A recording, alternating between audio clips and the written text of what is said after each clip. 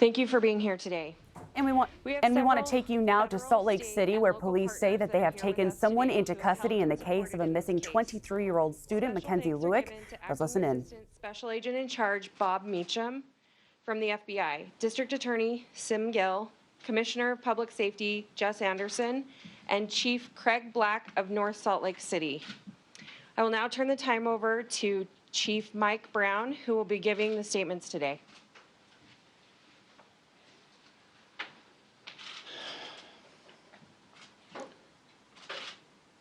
Thank you all for being here today. It's with heavy heart that I address you today. After an exhaustive week of investigation, we are filing charges of aggravated murder, aggravated kidnapping, obstruction of justice, and desecration of a body in the homicide of Mackenzie Lueck. The man charged with these horrific and tragic crimes is the person of interest, Ayola Adese Achaya. I will not be saying the killer's name again, but we'll go through what has transpired in the last 12 days. On June 20th, 2019, the Salt Lake City Police Department was notified of a missing person investigation for Mackenzie Lueck. Investigations confirmed that on June 17th, Mackenzie departed a plane at the Salt Lake City Airport at approximately 2 a.m. Mackenzie obtained a ride via transport services to the destination of Hatch Park, located in North Salt Lake City.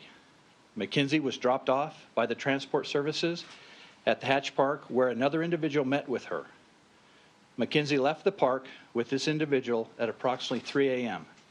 on June 17th. Investigations were conducted on Mackenzie's phone records, social media, and other communications, which showed that all communications ceased from Mackenzie at 3 a.m. on June 17th. Investigations into Mackenzie's phone showed that the communications and data ceased at the time of June 17th at approximately 3 a.m. Investigation of Mackenzie's phone records show that her last communication were with the arrested person. In an interview with him, he admitted to having text conversations with Mackenzie on June 16th at approximately 6 p.m., but nothing after that time. The arrested person stated that he did not know what Mackenzie looked like and denied having seen a photo or online profile of Mackenzie, despite having several photos of her and the profile photo. The arrested person denied any personal contact with Mackenzie or meeting with her at any time. Investigations of both the arrested persons and Mackenzie's phone records show the location of their phones to be at Hatch Park, within less than a minute of each other. This was the same time as Mackenzie's phone stopped receiving any further data or location services on June 17th at approximately 3 a.m.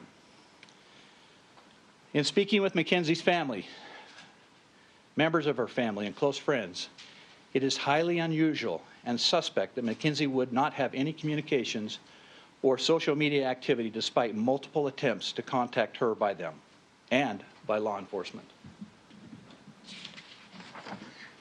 During a search warrant on the arrested person's residence and property on June 26th, the arrested person's neighbors informed detectives that they observed him burning something in his backyard with the use of gasoline on the dates of June 17th and June 18th. The search warrant resulted in the findings of a fresh dig area on his property, which is the same area that the arrested person was reported burning something. A forensic excavation of the burn area was conducted, which resulted in the finding of several charred items that were consistent with personal items of Mackenzie Lueck. Other charred material was located, which has now been determined to be female human tissue. A DNA profile of that human tissue was obtained during forensic testing by the Utah State Lab. That DNA profile was compared and is consistent with the DNA profile obtained through further forensic testing of personal items of Mackenzie Lueck. At 9:20 this morning, we were able to take the suspect into custody. After the arrest, I spoke with Greg Lueck and informed him of the developments in this investigation. This is one of the most difficult phone calls I've ever made, as both Greg and his wife Diana were devastated and heartbroken by this news. Greg wanted me to say again that they are so thankful to the officers and staff of the police department, the community of Salt Lake City, and those across the nation that have shown compassion and tried to help in the search of Mackenzie. And I would like to echo his sentiments. I am personally grateful. We will continue to look into this situation to determine if he acted alone or if he had help. Salt Lake City is a tight-knit, caring, family-oriented community, and I hope that we can all work together to help prevent this from ever happening again. Thank you. We will now be hearing from Bob Meacham, the Acting Assistant Special Agent in charge of the Criminal Branch for the Salt Lake City Field Office.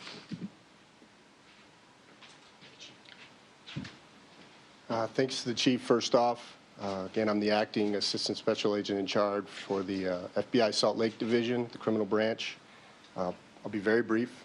First and foremost, the FBI family wants to send condolences, sincerest condolences, to the family and friends of Mackenzie. We've been assisting in this investigation, and we will continue to assist in this investigation until we're done, until it's completed. Our partnerships are very valuable to us with the local law enforcement agencies, particularly here, what we did with Salt Lake City. You'll see the value in it. We'll continue to do that with all of our local partners. It's extremely valuable to us to maintain those relationships, and it's in tragedies like this where you see how important it is for us to come together as a community and continue to support one another. Thank you. We will now hear from the Salt Lake County District Attorney, Sim Gill. Good morning. I just want to take a second. I won't repeat the factual basis that's articulated by Chief Brown. That's part of our probable cause statement. I just want to take first and foremost a second, both at the Salt Lake County DA's office, to give our sympathies and condolences to Mackenzie's family, her friends who kept after to get engaged and bring this to a conclusion.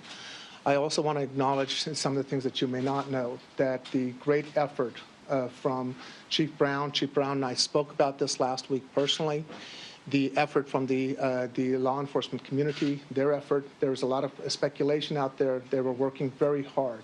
Our partnership with the FBI, the State Crime Lab, all of them coming together in a concerted effort to try to bring some answer to this very tragic and unfortunate incident. The process now goes forward.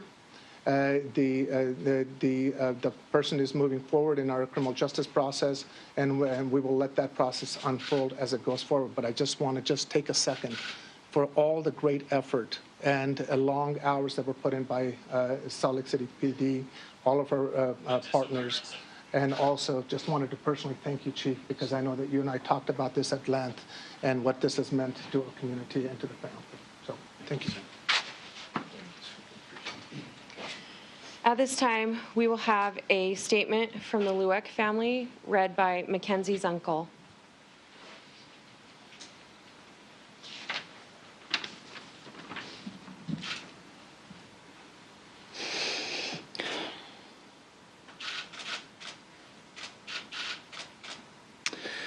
The Lueck family would like to express their gratitude for the effort put forth by the Salt Lake City Police Department and all partnering agencies that assisted, as well as all of the people that provided tips on this case. They are also grateful to her community, her friends, and others around the nation who have supported this investigation. The family will not be taking any questions, and no interviews will be held. Inquiries should be directed to the Salt Lake City Police Department. Again, we ask that everybody respect the privacy of Mackenzie's family and friends at this time. Media requests and statements for the family will be taken by the Salt Lake City Police Department. Thank you.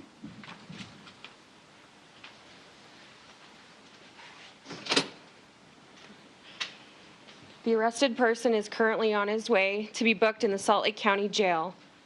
We will not be releasing any further information, but there is still a considerable amount of investigative follow-up that needs to be conducted. This case will then be presented to the District Attorney's Office and move into the prosecution phase. We would like to close this press briefing with special thanks to all the dedicated effort that was given by the women and men of the Salt Lake City Police Department and the community. Thanks to the media for helping us get this word out, and we appreciate everybody's diligence on this. Thank you.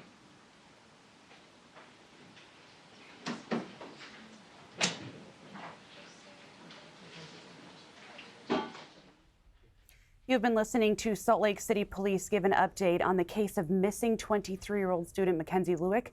They say a man has been charged with aggravated murder, aggravated kidnapping, obstruction of justice, and desecration of a body. Police say that the suspect is the person of interest whose home that they were searching Wednesday. They said that they found Mackenzie's belongings and human remains that were burnt in a backyard pit. Right now, we are going to take a quick break. You are streaming CBSN.